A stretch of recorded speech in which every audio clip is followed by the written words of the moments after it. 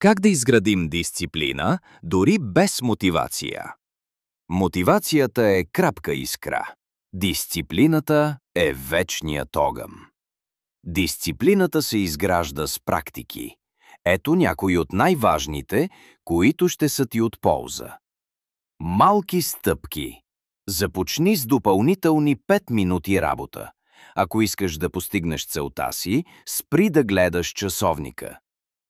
Консистентност. Прави го всеки ден, дори без желание. Важно е действието. Визуализация на целта. Виж крайния резултат на всяко твое начинание още в самото начало. Но не забравяй, че не крайната цел е важна, а пътят, който ще извървиш. Следене на напредъка. Отбелязвай постигнатите резултати в своят дневник, дори и малките постижения. Малките крачки водят до големи резултати. Награди за усилието. Похвали себе си, когато постигнеш нещо. Всяка малка победа е повод за радост.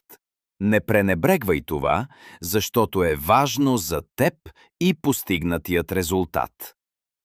Дисциплината е навик, не талант.